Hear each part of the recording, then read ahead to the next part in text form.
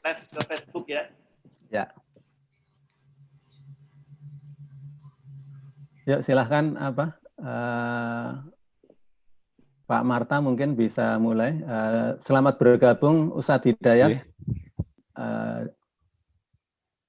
Ya, alhamdulillah sudah ini. Sudah masuk Pak Hidayat Nur Wahid? Ya, sudah. Ustadz. Tes suara. Assalamualaikum warahmatullahi wabarakatuh, Pak Dr. Hidayat Nur Wahid. Mungkin minta izin bisa tes suara. Assalamualaikum warahmatullahi wabarakatuh. Waalaikumsalam warahmatullahi wabarakatuh. Nggih, matur nuwun. Bagaimana Pak Jindar? Ya, silakan mulai aja. Nggih, baik. Bismillahirrahmanirrahim. Assalamualaikum warahmatullahi wabarakatuh. Innal hamdalillah nahmadu wa nasta'inuhu wa nastaghfiruh wa na'udzu billahi min syururi anfusina wa min sayyiati a'malina may yahdihillahu fala mudhillalah wa may yudlil fala hadiyalah. Asyhadu an la ilaha illallah wahdahu la syarikalah wa asyhadu anna Muhammadan abduhu wa rasuluh amma ba'd. A'udzu billahi minasyaitonir rajim. Bismillahirrahmanirrahim. Ya Dawudu inna ja'alnaka khalifatan fil ardi fahkum bainan nasi bil haqqi wa la tattabi'il hawa fayudilaka an sabilillah.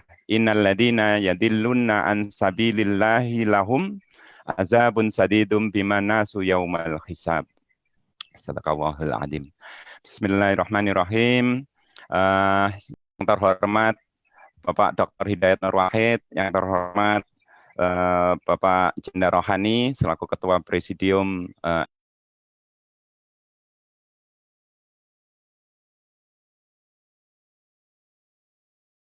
dan sekitarnya ini sampai Sorong. Insya Allah, alhamdulillah kita dipertemukan oleh Allah Subhanahu Wa Taala di dalam forum yang sangat terhormat ini dan merupakan suatu kehormatan bagi saya sendiri menjadi moderator untuk sesi tausiah Safari Sabtu Subuh dengan judul Pemimpin dan Tanggung Jawabnya di Hadapan Allah Subhanahu Wa Taala. Dan kita semua mendapat kehormatan Bapak Dr. Hidayat Nur Wahid yang akan menjadi pemateri dan sudah hadir bersama kita, yang sepak terjangnya sudah tidak kita ragukan lagi. Dan barangkali mungkin saya sedikit bacakan profil dari Bapak Dr. Muhammad Hidayat Nur Wahid, meskipun para jamaah sekalian sudah paham tentang beliau. Yang pertama, Bapak Dr. H. Muhammad Hidayat Nur Wahid MA, sekarang menjadi anggota DPR RI dari fraksi Partai Keadilan Sejahtera dengan nomor anggota 424, daerah pemilihan DKI Jakarta II. Riwayat pendidikan Ilmu Akidah Universitas Islam Madinah, riwayat pekerjaan sebagai Ketua MPR tahun 2004 sampai 2009, kemudian sebagai Presiden Partai Keadilan Sejahtera dari 2003-2004, kemudian sebagai Presiden Partai Keadilan dari tahun 2000 sampai 2002, sebagai dosen di UMJ, kemudian sebagai dosen di IN Syarif Hidayatullah, kemudian sebagai dosen juga di Universitas As-Safi'iyah, dan sebagai Ketua LP2SI, Ketua Dewan Redaksi Jurnal, dan Ketua Forum Dakwah Indonesia. Kalau riwayat organisasi cukup banyak, saya bacakan Majelis Syuro Ikatan Dai Indonesia, Dewan Penasihat IJMI Pusat, Pengurus Badan Wakaf Pesantren Gontor, PPI Saudi Arabia, dan mohon izin saya tidak membacakan secara keseluruhan, tapi ada yang menarik, dan beliau adalah dari anggota PII dari tahun 1973 dan menjadi anggota pernah menjadi majelis tabligh dan dakwah khusus PP Muhammadiyah. Demikian sekilas profil dari pemateri kita, Bapak Dr. Hidayat Nur Wahid, yang sebentar lagi akan bersama kita. Susunan acara kali ini adalah yang pertama adalah muqaddimah seperti yang kami sampaikan. Yang kedua adalah nanti kita baca tilawah Al-Quran yang akan disampaikan oleh Ustadz Puja. Insya Allah kita bacakan surat An-Nisa 59. Kemudian sambutan Ketua Presidium FMMB, Bapak Jinda Rohani. Dan Bapak Jinda Rohani dan Bapak Dr. Hidayat Nur Wahid ini satu alma mater, alumni pesantren Gontor. pesantren yang sangat terkenal dalam hal mendidik pemimpin. Dan oleh karena itu banyak pemimpin di Indonesia yang berasal dari alumni Gontor, insya Allah. Dan kemudian materi utama adalah, acara utama adalah tausiah atau pemaparan materi oleh Bapak Dr. Hidayat Nur Wahid. Dan terakhir adalah penutup. Nah, sebagaimana saya sampaikan di dalam mukadimah tadi, bahwa materi kita adalah tentang pemimpin dan pertanggungjawabannya di hadapan Allah Subhanahu wa Ta'ala. Sengaja kami bacakan surat As-Sad ayat 26 tadi dalam mukadimah, yang artinya saya bacakan, hai Daud, sesungguhnya kami menjadikan kamu khalifah di muka bumi, maka berilah keputusan di atas perkara di antara manusia dengan adil, dan janganlah kamu mengikuti hawa nafsu, karena ia akan menyesatkan kamu dari jalan Allah. Sesungguhnya orang-orang yang sesat dari jalan Allah akan mendapat azab yang berat, karena mereka melupakan hari perhitungan.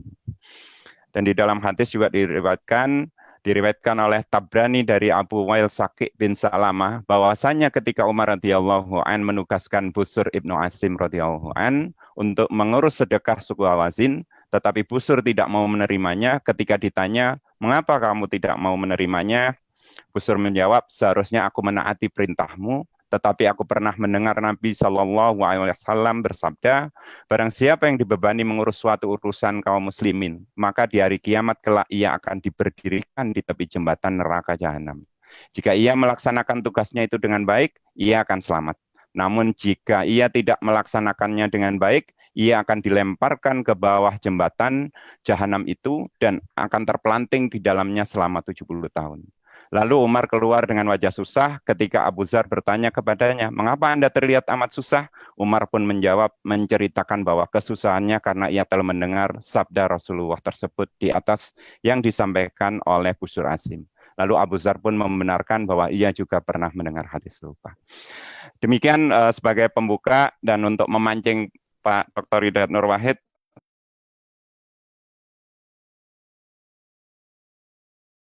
dan apalagi kalau kita kaitkan dengan peristiwa Omnibus Law 2 hari terakhir, bagaimana kita lihat pemimpin yang harusnya tanggung jawab didatangi malah lari, malah kabur, malah menemui bebek, padahal bebeknya juga menjauh, sementara yang pemimpin yang tidak didatangi malah datang dan alhamdulillah bisa menenangkan. Dan ada banyak cerita di sana, mungkin nanti bisa mohon izin bisa dielaborasi oleh Bapak Dr. Hidayat.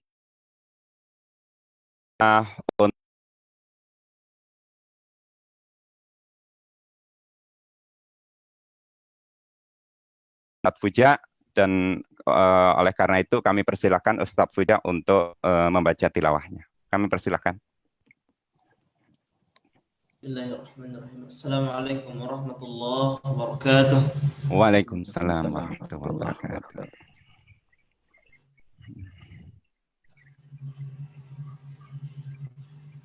A'udzu billahi minasy syaithanir rajim.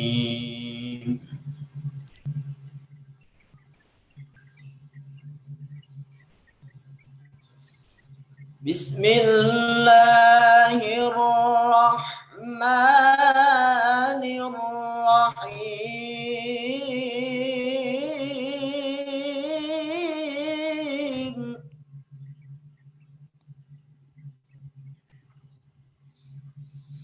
Ya ayyuhalladzina amanu athi'ullaha wa athi'ur rasul.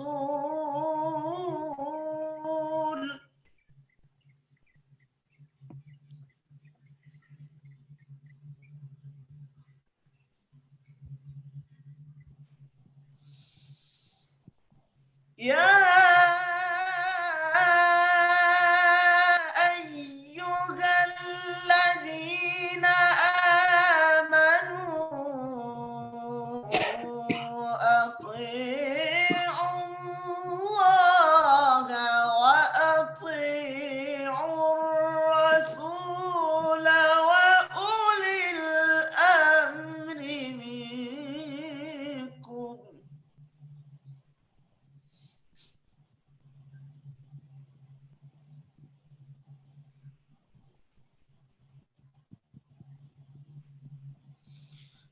فإن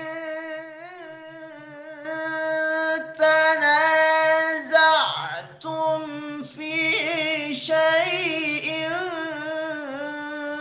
فردوه إلى الله والرسول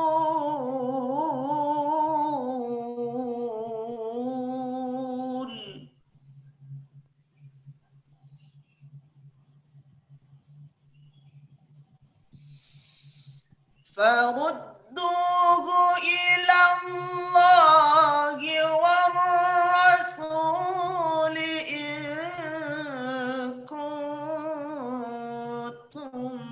تؤمنون بالله واليوم الآخر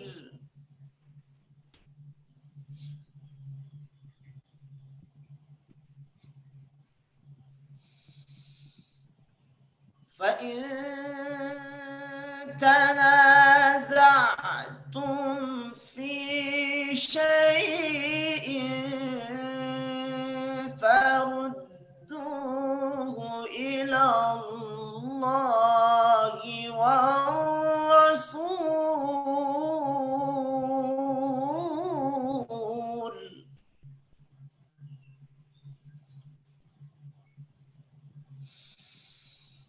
فردوه إلى الله والرسول إن كنتم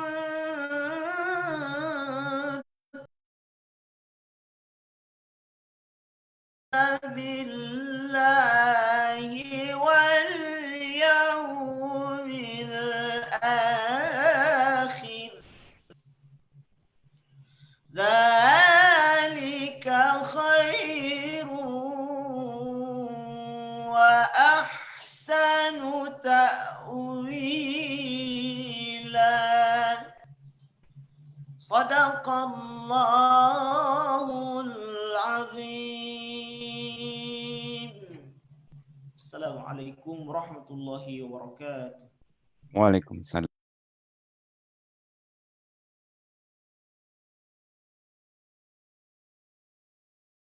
Surat An-Nisa ayat 59. Kami lanjutkan dengan sambutan dari Ketua Presidium FMMB, Bapak Jindar Rohani. Kami persilakan Pak Jindar. Terima kasih. Bismillahirrahmanirrahim. Assalamualaikum warahmatullahi wabarakatuh. Waalaikumsalam. Alhamdulillahirabbil alamin wassalatu wassalamu ala asyrafil anbiya'i wal mursalin wa ala alihi wa sahbihi ajma'in. Rabbi shrah li sadri wa yassir li amri wahlul 'uqdatam min lisani yafqahu qawli, amma ba'du. Pertama-tama marilah kita bersama-sama memanjatkan puji syukur alhamdulillah kehadirat Allah Subhanahu wa taala atas segala nikmat dan karunia, dan alhamdulillah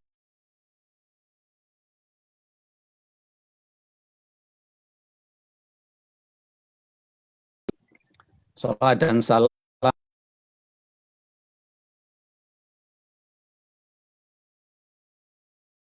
segenap pengikutnya, dan mudah-mudahan kita semua mendapatkan syafaat di hari akhir nanti. Amin ya robbal alamin. Selanjutnya kami mengucapkan terima kasih yang tak terhingga kepada Ustadz Hidayat Nur Wahid yang telah berkenan meluangkan waktu untuk bergabung di acara Safari Sabtu Subuh FMMP yang pagi hari ini merupakan yang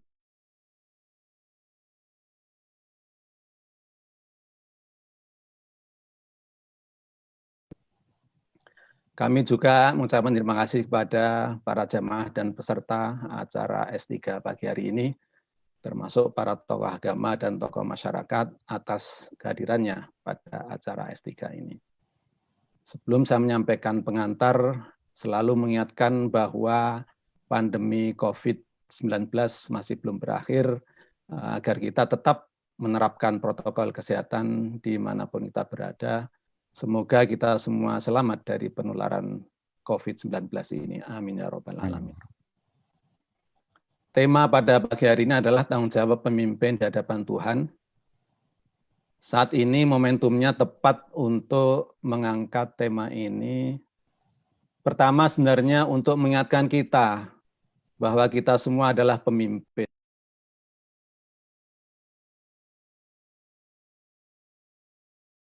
Tempat tinggal maupun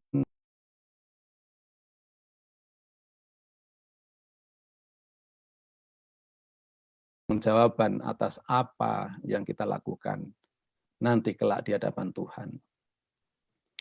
Kedua, dalam kehidupan berbangsa dan bernegara, banyak mungkin di antara kita yang menjadi pemimpin, juga nantinya di tingkatan masing-masing. Tentu saja akan banyak godaan, terutama yang bersifat materi atau keduniaan, yang bisa membuat kita akhirnya melanggar norma-norma agama maupun kemanusiaan tanpa merasa bersalah. Yang semua itu nanti perlu kita pertanggungjawabkan di hadapan Tuhan. Kemudian yang masih hangat saat ini kita dipertontonkan dengan kejadian-kejadian yang mengusik hati nurani terkait Undang-Undang Cipta Kerja, dari proses hingga penanganan ekses-ekses yang timbul darinya. Untuk itu, kita mengharapkan pencerahan dari Ustadz Hidayat Nur Wahid tentang apa yang sebenarnya terjadi, baik dari proses maupun substansinya. Kemudian sebagai bangsa yang berketuhanan yang Maha Esa dan berkemanusiaan yang adil dan beradab, apakah pihak-pihak yang terlibat, yang notabene juga para pemimpin sudah menerapkan norma-norma agama dan kemanusiaan. Mudah-mudahan acara pada pagi hari ini akan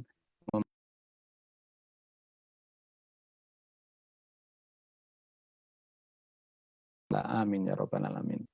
Demikian kami sampaikan sebagai pengantar acara S3 pagi hari ini. Kurang lebihnya mohon maaf. Akhirul kalam, alafu minkum. Assalamualaikum warahmatullahi wabarakatuh. Waalaikumsalam warahmatullahi wabarakatuh. Terima kasih Pak Jindar telah menyapa kita semua. Dan kita sampai pada acara utama kita. Mohon izin Pak Dr. Hidayat Nur Wahid punya waktu sampai pukul berapa Pak Hidayat? Pak Hidayat?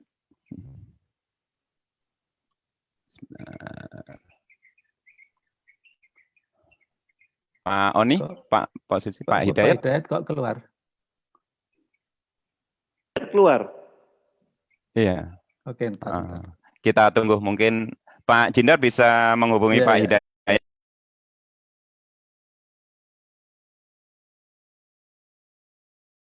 Jamaah sekalian, alhamdulillah sekarang sudah hadir 188 jamaah dan kami sampaikan udah masuk lagi. Udah masuk lagi. Ya. Alhamdulillah.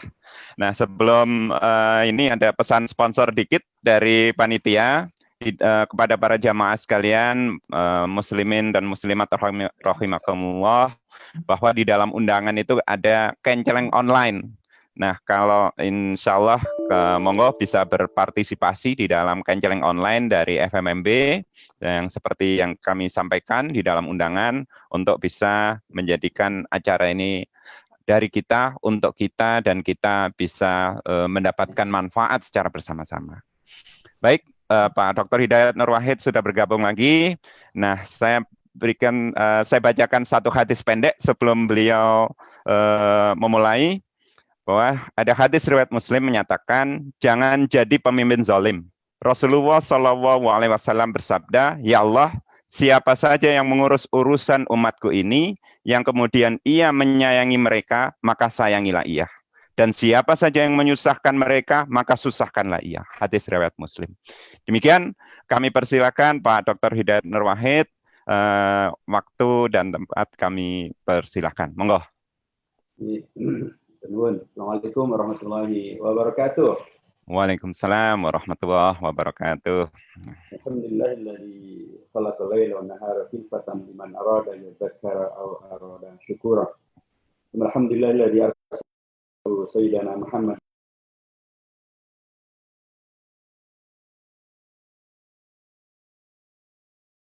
منيرا أشهد أن لا إله إلا الله وحده لا شريك له وأشهد أن محمدا عبده ورسوله وصفيه الذي لا نبي بعده أما بعد.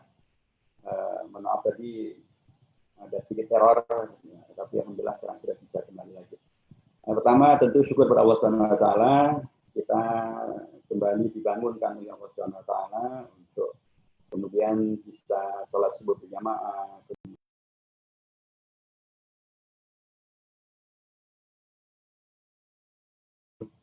Kemudian mudah-mudahan jadi dengan pengajian ini menjadi silatul ilmi, nambah wawasan kita, dan kemudian silatul amali, ada ta'awun antara kita semuanya, kerjasama antara kita semuanya untuk menghadirkan amal soleh, amal kebajikan, amal kemanusiaan yang membawa hasanah di dunia hingga menjadi hasanah di akhirat.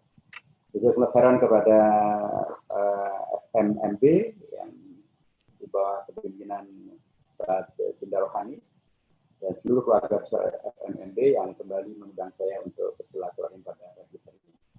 Saya kira langsung saja, waktu kita relatif tidak panjang, dan kembali saya sudah sampaikan kepada Pak Dinda.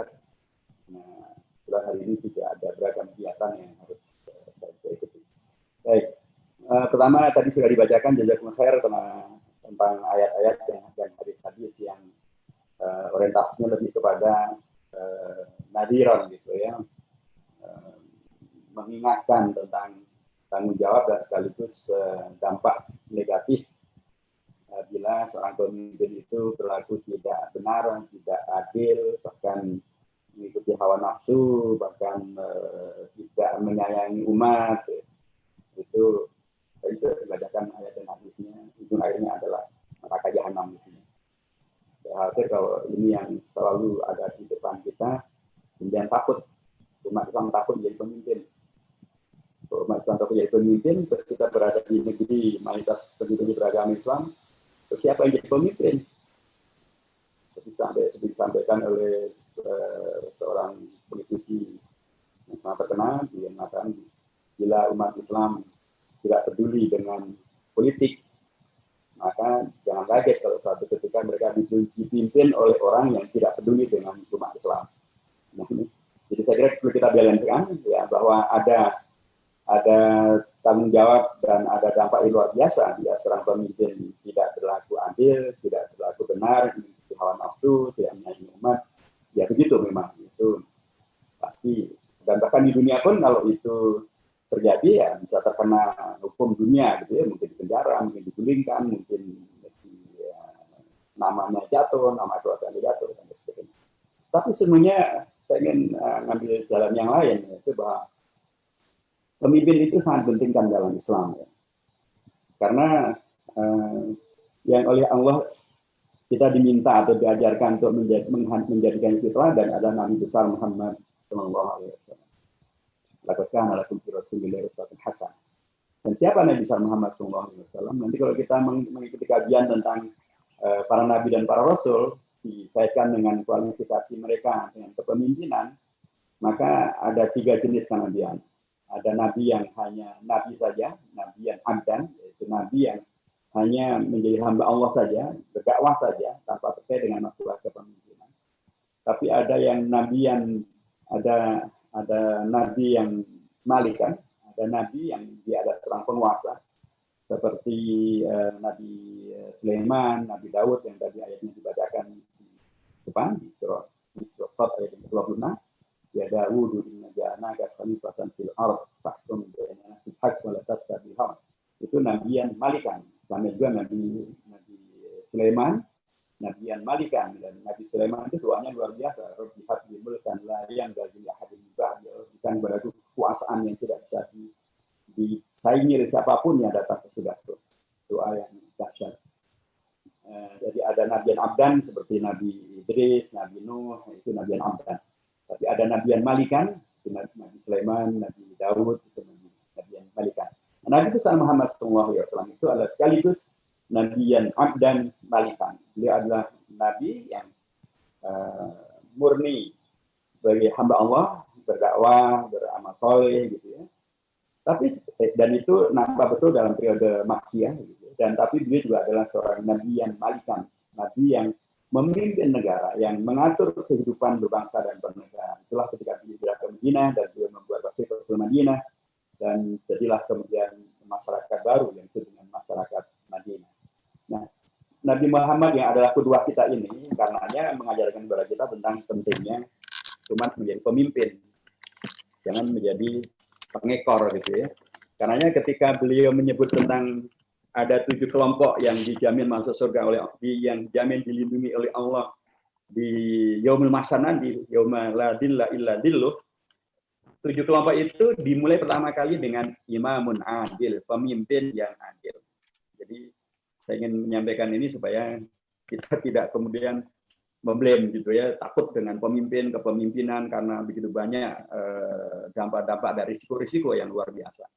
Dan mengapa kemudian ini jadi ingin saya tampilkan, karena dulu Imam Ahmad bin Hanbal pernah menyampaikan, "Lau anna li da'watun mustajabah la'ataitu al haqq." Kalau aku mempunyai doa yang mustajab, maka akan aku berikan doa itu kepada para pemimpin.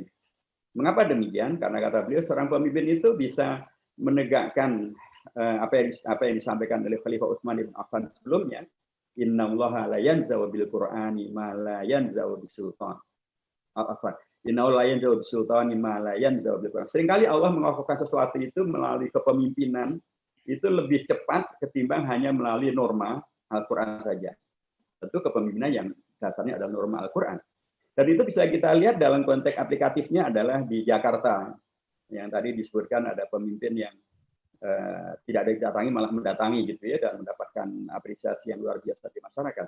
Di Jakarta itu dulu ada yang namanya Hotel Alexis. Hotel Alexis itu disebutnya sebagai, kata gubernur sebelumnya, disebut sebagai surga dunia dan katanya tidak bisa dibubarkan. Para ulama, para ustadz, para mubalik sudah berkali-kali berdakwah, berkali-kali menghimbau, bahkan ada yang demo, tetapi nggak bisa ditutup. Tetapi ketika kemudian umat Islam atau warga Jakarta memenangkan Pak Anies Baswedan menjadi gubernur di DKI, maka ya tidak perlu doa, tidak perlu istighosah, tidak perlu demo, begitu ya.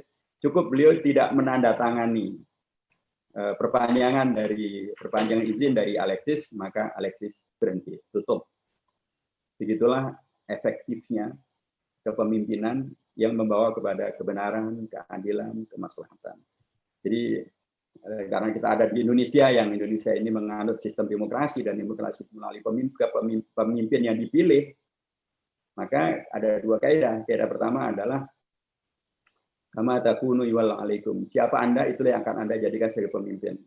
Kalau Anda semuanya takut dengan pemimpin dan akhirnya Anda golput, ya akhirnya Anda tidak memimpin, akhirnya Anda tidak memilih, dan akhirnya yang dipilih adalah pihak yang lain yang barangkali malah menghadirkan tadi fasyaqqa alaihim fasquq alaihim. Jadi dia serba menyusahkan umat. Itu terjadi karena yang pemilih-pemilih yang baik tidak memilih, malah yang tidak baik yang memilih, yang tidak baik pastilah memilih yang tidak baik juga. Jadi karenanya menjadi sangat dipentingkan, karena dalam konteks demokrasi pemimpin itu hasil pilihan, menjadi amat sangat dipentingkan, sebagaimana kasus di Jakarta gitu ya. Umat bisa memenangkan pemimpin yang baik gitu ya. Dan mayoritas Indonesia ini adalah Muslim, wajarnya bila mereka juga memilih dengan cara yang Islami, dan dengan cara itu menghadirkan pemimpin yang Islami, menghadirkan Indonesia yang badatun thayyibatun wa rabbun ghafur, dan seterusnya. Baik, itu satu sisi yang ingin saya sampaikan, bahwa kedua kita tentang kepemimpinan adalah Nabi besar Muhammad SAW, dan beliau mementingkan betul tentang kepemimpinan, dan beliau menjadi contoh yang konkret bagaimana menghadirkan pemimpin yang bilhaq, yang memimpin dengan benar dan tidak wala tatabil hawa, dan tidak mengikuti hawa nafsu. Dan karenanya beliau menghadirkan masyarakat yang madani, masyarakat yang berperadaban, masyarakat yang sukses, masyarakat yang kemudian oleh Allah disebut sebagai rahmatan lil alamin, disebut sebagai khairul ummah.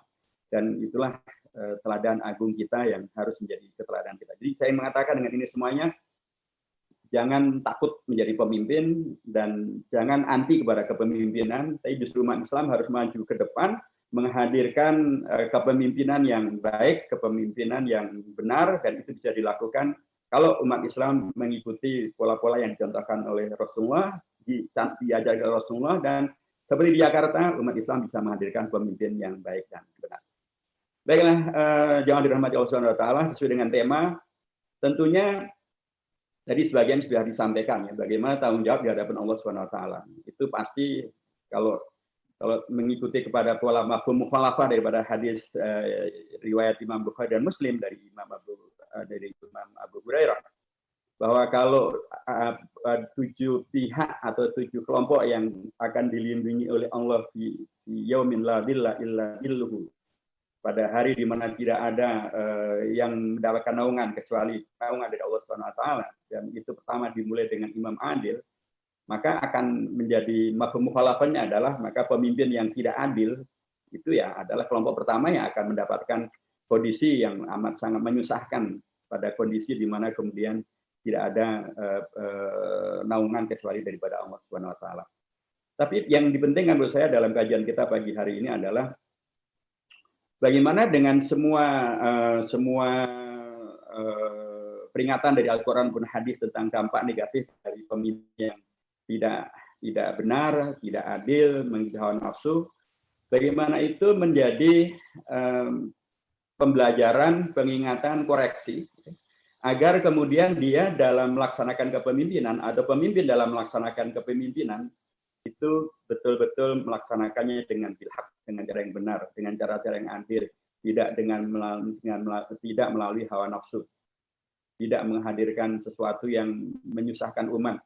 Bagaimana justru menghadirkan pemimpin yang adil supaya dimasukkan oleh Allah ke surganya, tidak dimasukkan ke nerakanya. Bagaimana tidak mengikuti hawa nafsu supaya bisa menghadirkan kepemimpinan yang benar. Bagaimana kemudian dia bisa menghadirkan kepemimpinan yang selalu dilindungi oleh Allah Subhanahu wa taala. Bagaimana dengan cara itu dia justru bisa menyayangi umat, ya, tidak malah kemudian mengungsi umat. Bagaimana dengan cara itu dia menjadi pemimpin yang terbaik, ya, tidak menjadi pemimpin yang terburuk, karena Rasulullah pun juga pernah mengingatkan dalam hadis riwayat Imam Muslim bahwa khiyaru a'immatikum, pemimpin yang terbaik dari Anda semuanya adalah yang yuhibbunakum wa tuhibbunahu, yang mencintai Anda semuanya dan Anda semuanya pun juga mencintainya. Wa yusalluna 'alaikum wa tusalluna 'alaihim, dan mereka mendoakan Anda semuanya dan Anda semuanya pun mendoakan mereka.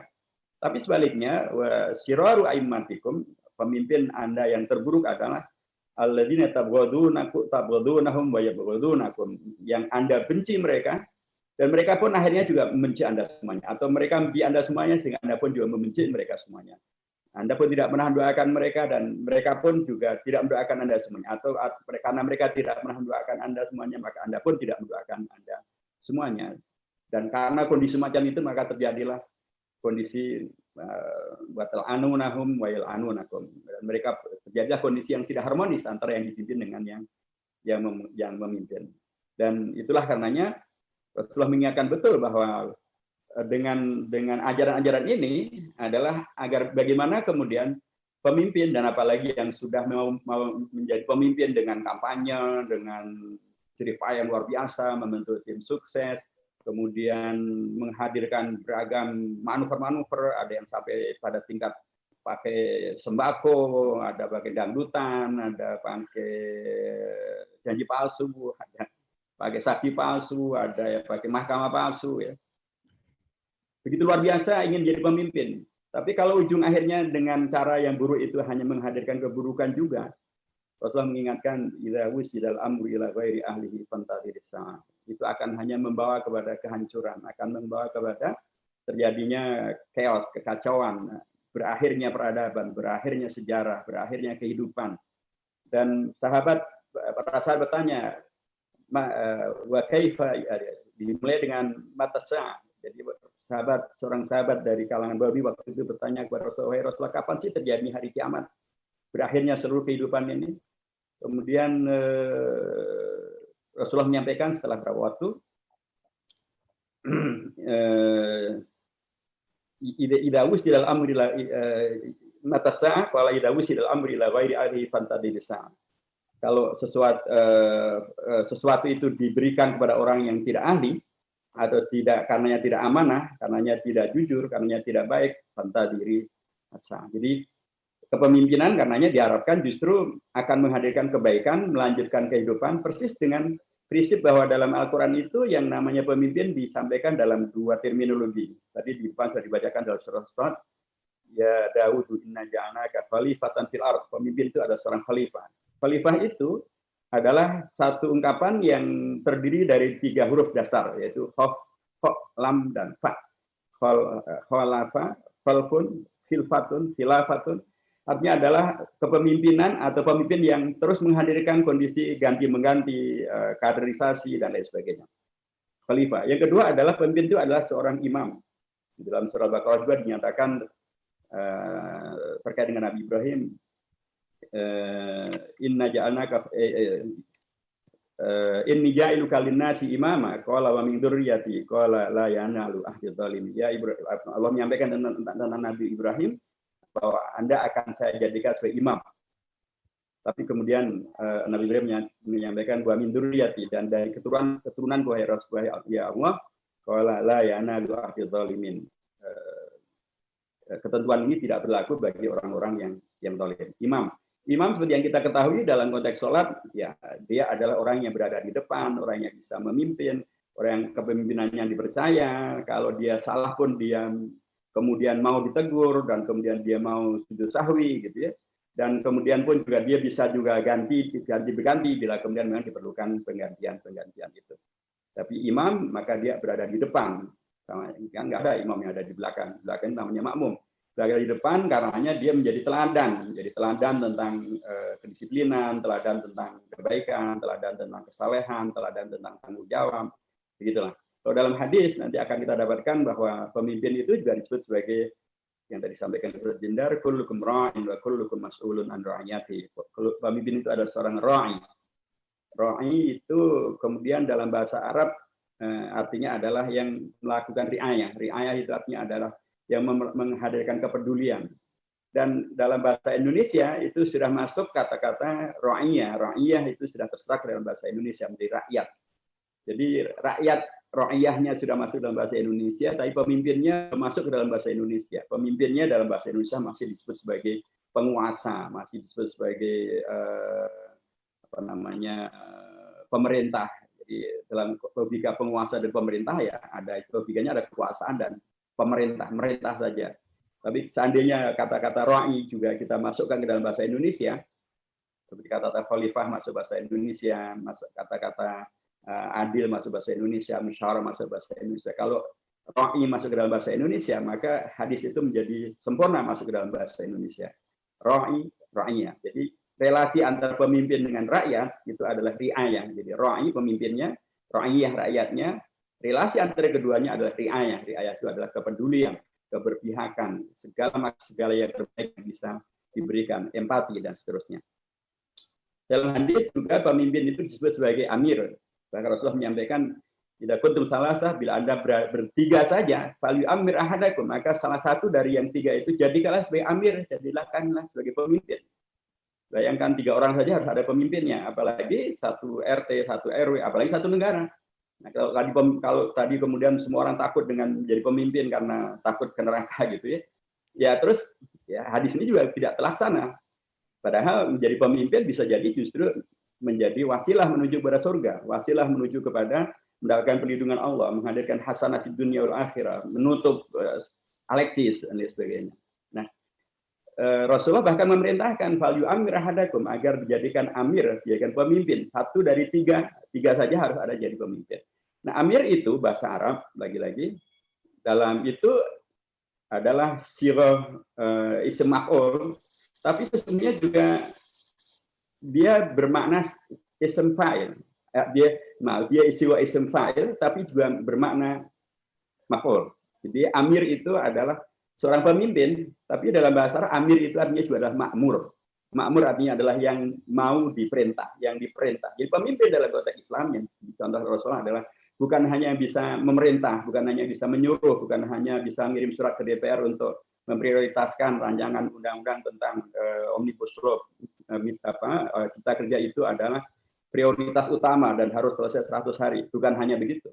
Pemimpin dalam konteks amir adalah yang makmur, yang mau mendengar, mau diperintah. Jadi ketika didatangi oleh rekan-rekan pekerja, rekan-rekan mahasiswa, ya mestinya memang tidak pergi ke Kalimantan Tengah.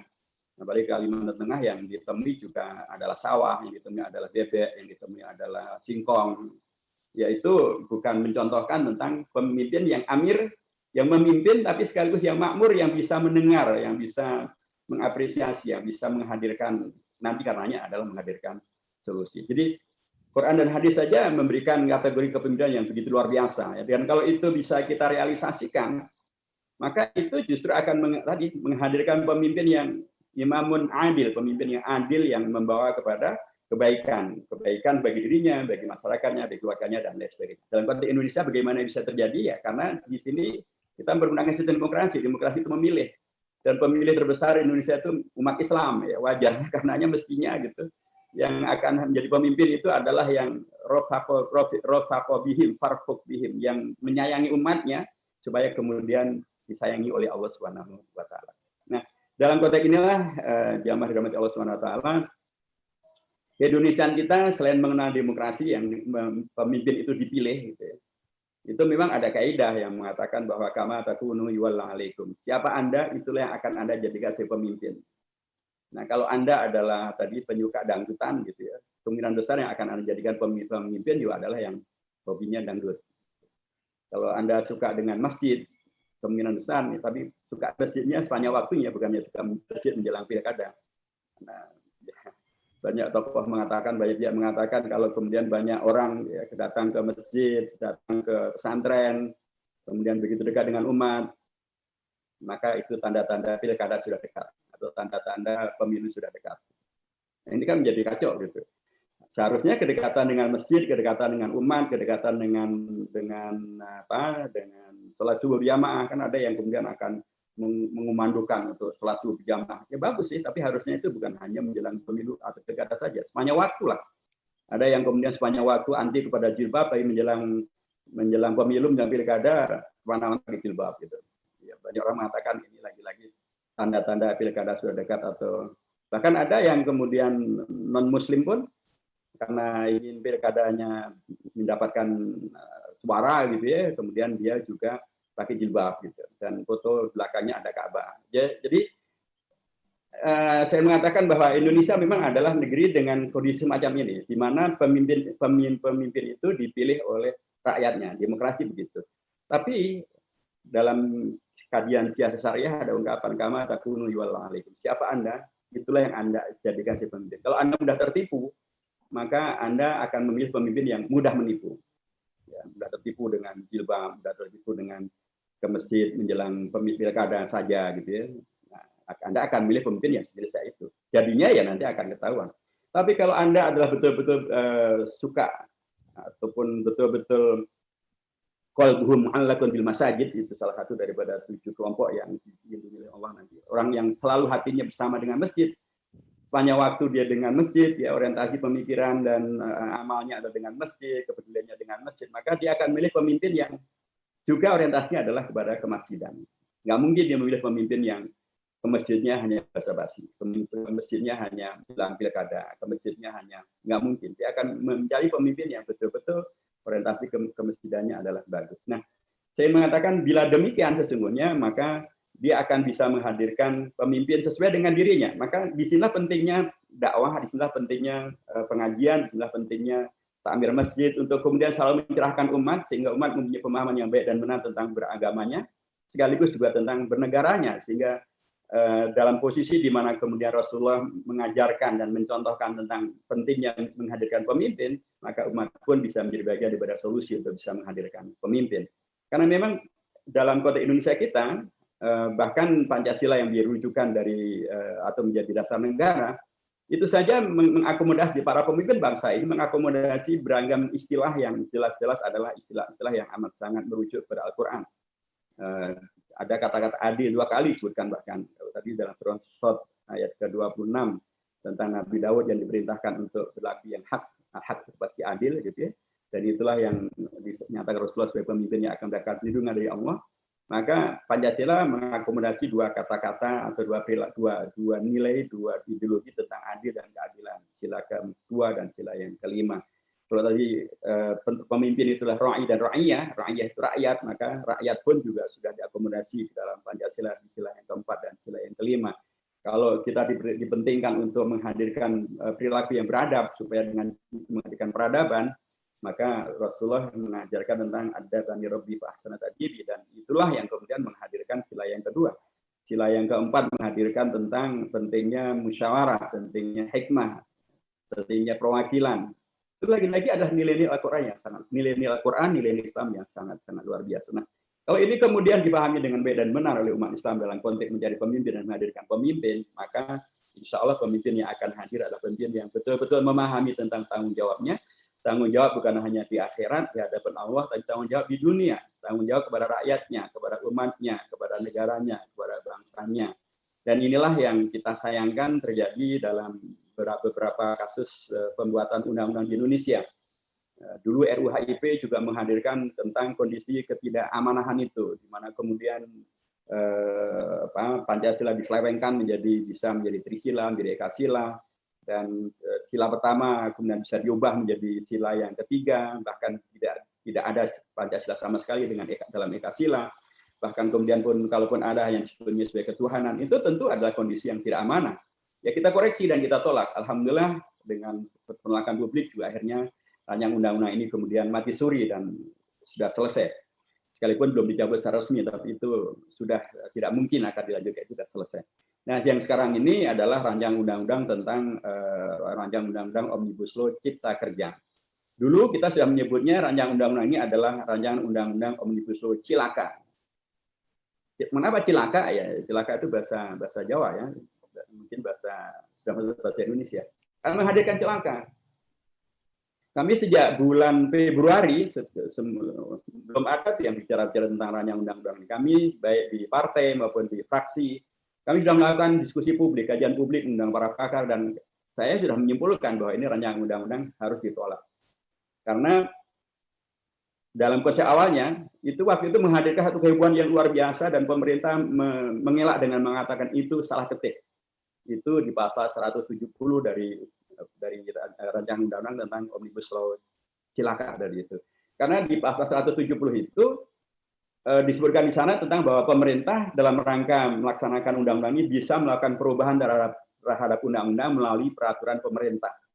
Ini sebuah kesalahan yang sangat mendasar. Karena kalau ini dibiarkan, maka Indonesia akan berubah dari negara konstitusi menjadi negara peraturan pemerintah. Peraturan pemerintah itu ya presiden dan para menterinya. Ya semuanya dia. Kalau undang-undang itu masih ada yang namanya naskah akademik, begitulah harusnya, masih ada sosialisasi, masih ada dengar pendapat. Tapi kalau yang namanya peraturan pemerintah, ya mau-maunya pemerintah. Jadi kalau ini dibiarkan, maka akan dirubah dari negara demokrasi berdasarkan pada konstitusi menjadi negara peraturan pemerintah, semuanya dia. Dan itu bertentangan dengan pasal 5 ayat 2 dari Undang-Undang Dasar. Karenanya kami menyatakan ini harus ditolak, karena ini bertentangan dengan Undang-Undang Dasar. Berikutnya, di pasal 170 ayat 2 dan 3, lagi-lagi itu menggusur hak daripada DPR dan kekuasaan DPR untuk membuat undang-undang. Karena di sana dikatakan bahwa dalam rangka melakukan perubahan ini, pemerintah cukup dapat berkonsultasi dengan pimpinan DPR. Wah, ini sangat berbahaya sekali, karena dalam konteks Undang-Undang Dasar, ini jadi ketentuan tadi bertentangan dengan Undang-Undang Dasar di pasal 20 ayat 1, kekuasaan buat undang-undang itu adanya di DPR, bukan adanya di peraturan pemerintah, dan apalagi kemudian peraturan pemerintah itu dilakukan cukup hanya dengan konsultasi dengan pimpinan MPR, pimpinan DPR. Pimpinan DPR dalam konteks undang-undang sesungguhnya tidak mempunyai kekuasaan yang lebih. Mereka hanya speaker saja, hanya juru bicara saja. Kekuasaan DPR itu ada di anggota DPR seluruhnya, bukan di pimpinan DPR maupun juga pimpinan yang lain. Jadi ini sudah merubah, dan alhamdulillah kritik kita kemudian bisa diakomodasi yang kita dengar gitu ya, yang kita dengar dari kawan-kawan di panitia kerja, pasal 170 ini sudah dianulir. Alhamdulillah masukan kita bisa mereka terima. Rancangan undang-undang ini kalau dari sisi Omnibus Law-nya sih masih bisa dimengerti lah. Omnibus Law itu adalah satu jenis perundang-undangan yang menyatukan banyak undang-undang menjadi hanya satu undang-undang saja, satu untuk semua atau satu untuk banyak undang-undang. Memang dimaksudkan untuk menghadirkan penyederhanaan perundangan, tetapi yang terjadi bukan menjadi sederhana. Undang-undang ini malah menghadirkan ketidaksederhanaan, karena terlalu banyak nanti pasal yang akan kemudian diakhiri dengan kata-kata dan akan diatur lebih lanjut dalam peraturan pemerintah. Nah, peraturan pemerintahnya yang bagaimana? Menjadi semakin tidak sederhana, semakin rumit, gitu ya, semakin bahkan dengan menjadi peraturan pemerintah dengan kualifikasi tadi, maka akan menghadirkan negara baru gitu ya, yang kemudian orientasinya adalah bukan kepada undang-undang dasar, orientasinya kepada peraturan pemerintah. Pemerintah itu adalah penguasa, penguasa itu adalah pemerintah eksekutif, eksekutif itu sekarang ya Pak Jokowi dan para menterinya. Nah, kalau demikian kita bisa bayangkan bagaimana ini Indonesia ke depannya kalau kemudian permasalahannya menjadi omnibus law yang kemudian menghadirkan peraturan perundangan yang katanya sederhana tapi malah menjadi tidak sederhana. Katanya ingin membuat tidak rumit tapi malah menjadi semakin rumit. Katanya ingin menghadirkan kepastian hukum tapi dengan begitu banyaknya pasal tentang peraturan pemerintah yang belum ada, maka kepastian hukum itu menjadi tidak ada. Apalagi juga di sana disebutkan tentang ada beragam ketentuan tentang Mahkamah Konstitusi yang harusnya sudah selesai dan tidak bisa diganggu-gugat lagi karena Mahkamah Konstitusi itu keputusannya adalah final and binding, final dan mengikat dan tidak bisa diganggu-gugat lagi. Tapi di sana ada pasal tentang yang akan menghidupkan kewenangan dari Kementerian Dalam Negeri untuk mencabut perda bila itu dianggap bertentangan dengan polisinya pemerintah. Nah, itu sudah dihapus oleh MK. MK menolak pasal itu dan harus mengembalikan pada Undang-Undang Dasar, yaitu bila ada masalah di peraturan daerah, maka yang akan menyelesaikan bukan Kementerian Dalam Negeri, tapi adalah Mahkamah Agung. Nah, ini kemudian tetap diakomodasi di perpanjang undang-undang itu dalam bentuk bahwa Kementerian Dalam Negeri bila daerah membuat satu peraturan daerah yang bertentangan dengan pusat atau bertentangan dengan Undang-Undang Dasar, maka itu dirubah oleh daerah sendiri. Dan kalau tidak melakukan perubahan, maka akan dilakukan ancaman terkait dengan masalah penggelontoran anggaran pembelanjaan daerah APBD. Ini semangatnya masih sama dengan yang awal tadi, yang tidak sesuai dengan keputusan Mahkamah Konstitusi, tapi kemudian tetap saja dihidupkan. Jadi begitu banyak hal yang kemudian memang membawa kepada masalah yang memang kemudian kalau dikaitkan dengan tanggung jawab pemimpin, memang menjadi masalah besar, karena harusnya pemimpin itu menghadirkan hukum yang adil, hukum yang benar. Adil dan benar itu salah satu tolak ukurnya adalah transparansi dan sesuai dengan prosedur. Ini prosedurnya tidak sesuai. Karena harusnya undang-undang itu dimulai dengan adanya naskah akademik. Ini naskah akademiknya di awal sama sekali tidak ada. Nomor dua, harusnya melibatkan publik. Ini pelibatan publik hampir tidak ada sama sekali. Bahkan kemudian terasa yang ada adalah tergesa-gesa dan terburu-buru. Sehingga ditargetkan 100 hari harus selesai. Bahkan kemudian karenanya DPR dipaksa-paksa untuk kemudian melakukan sidang-sidang, balik maksud saya dalam konteks ini, hari reses pun, di mana kemudian harusnya anggota DPR itu mendengar dari rakyat gitu ya. Tapi justru mereka anggota balik ini harus rapat untuk membahas rancangan undang-undang ini. Bahkan kemarin itu seharusnya keputusan itu baru akan diambil di hari Kamis tanggal 8 Oktober, tapi dimajukan ke hari Senin tanggal 5 Oktober. Alasannya ya menurut saya sih dibuat-buat ya, tapi yang jelas baik pada tanggal 5 Oktober maupun pada ketika pembahasan masih di balik, itu lagi-lagi prosedurnya juga tidak terpenuhi dengan baik. Harusnya satu rancangan undang-undang itu ketika akan dibawa ke paripurna, pengambilan tingkat akhir istilahnya, itu di pengambilan keputusan tingkat pertama di balik badan legislasi, itu harusnya sudah selesai di anggota balik, yaitu dengan bentuk setiap lembar itu ada paraf dari anggota-anggota balik dari seluruh fraksi tentang sikap mereka, apakah setuju atau tidak setuju. Nah, ada parafnya di situ. Nah, itu tidak ada sama sekali. Di proses ini tidak berlaku. Sehingga karenanya kami, PKS maupun juga Partai Demokrat, menolak rancangan undang-undang ini dibawa ke paripurna. Tapi tetap saja dibawa ke paripurna. Ketika di paripurna, lagi-lagi tidak diberikan itu draft akhir atau naskah akhir yang akan disahkan. Kan wajarnya dimanapun juga kalau misalnya ada RUPS gitu, rapat usaha pemegang saham gitu, rapat umum pemegang saham misalnya, itu kan keputusan yang akan diambil kan sudah hitam di atas putihnya sudah jelas. Peraturan perundangan juga harusnya demikian. Sebelum disahkan kan harusnya setiap yang akan mengesahkan sudah mempunyai draft akhir. Ini loh rancangan undang-undang yang akan kita sahkan. Itu tidak ada sama sekali. Bahkan sampai hari ini, sampai kemarin itu kawan-kawan kami di fraksi PKS yang anggota balik sekalipun menanyakan mana itu draft akhir yang sudah disepakati. Ternyata sampai kemarin siang pun belum ada. Padahal ketika hari Senin itu ditanyakan mana draft kok belum dibagikan, kata pihak koalisinya pemerintah menyampaikan kita nggak sempat memfotokopi, kita putuskan dulu baru nanti kita perbaiki. Oke lah seandainya itu benar, padahal tidak benar. Tapi masa dari Senin sampai Kamis Jumat nggak selesai juga fotokopi, memang berapa juta halaman?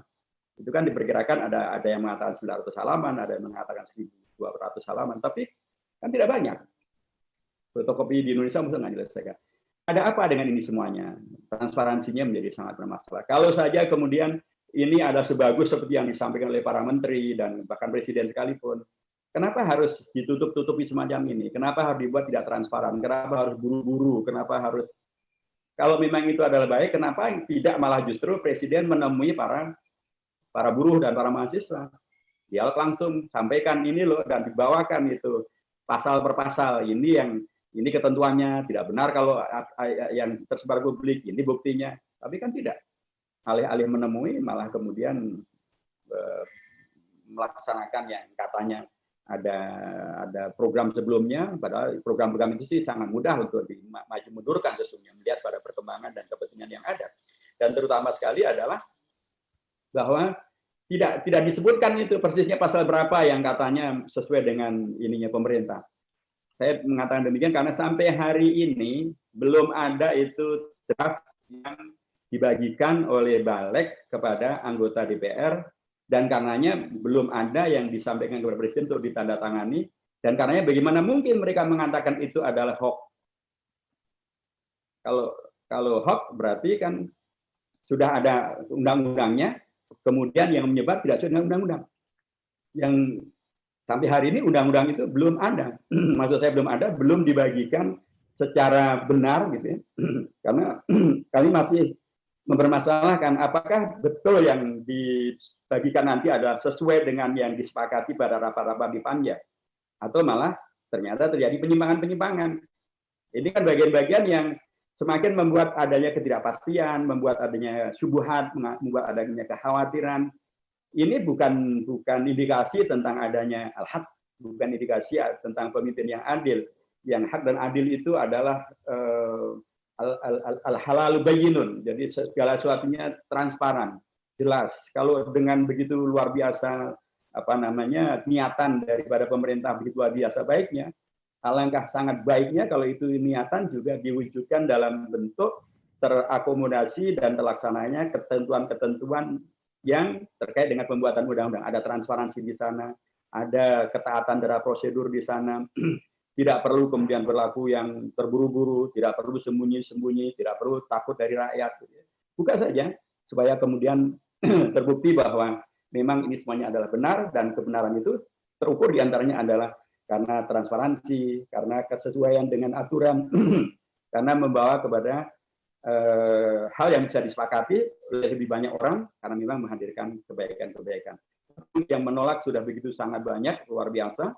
Dan bahkan ada sudah 6 gubernur yang menyampaikan penolakannya atau menyampaikan aspirasi rakyat terkait dengan penolakan ini, termasuk si Sultan Hamengkubuwono sendiri menyampaikan aspirasi rakyat Yogyakarta dan warga buruh Yogyakarta yang menolak RUU atau undang-undang tentang Omnibus Law Cipta Kerja ini, termasuk juga Gubernur Sumatera Barat, Gubernur Jawa Barat, Gubernur Kalimantan Barat. Gubernur Jawa Timur mengusulkan agar ini ditunda pelaksanaannya, beberapa bupati di Jawa Barat juga demikian, termasuk Gubernur DKI juga akan menyampaikan bahwa aspirasi rakyat yang menolak itu akan disampaikan. Dan kelompok-kelompok juga semakin banyak yang kemudian melakukan koreksi. Bagi kami sangat jelas bahwa ini terlalu banyak syubhatnya, terlalu banyak mandaratnya, maka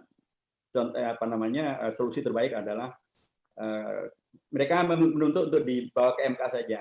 Tapi terus terang banyak pihak pesimis dengan MK. Mengapa demikian? Karena sejak Januari dulu, ternyata Pak Jokowi sudah minta dukungan kepada MK untuk pengesahan rancangan undang-undang tentang Omnibus Law ini, Omnibus Law Cipta Kerja ini. Nah, kalau sekarang dibawa ke sana, dan kita tahu tentang komposisi keanggotaan di MK semacam itu, banyak orang pesimis. Kecuali MK memang betul-betul sesuatu yang betul-betul bisa diandalkan, tetapi keterujian semacam ini belum bisa kita dapatkan pembuktiannya. Dan yang paling mungkin sesungguhnya adalah bila Pak Jokowi yang kembali kepada prinsip bahwa beliau yang mengusulkan, karena ini ada usulan pemerintah ya, ini bukan usulan DPR. Di DPR sudah ditolak oleh dua partai ya, PKS dan Demokrat. Kalau pemerintah semuanya mendukung. Jadi usulan dari pemerintah ini ya menurut saya melihat begitu banyak kontroversi, masalah, ketidakjelasan dan penolakan dari publik termasuk dari pimpinan-pimpinan daerah, ya lebih baik untuk dicabut saja melalui Perpu.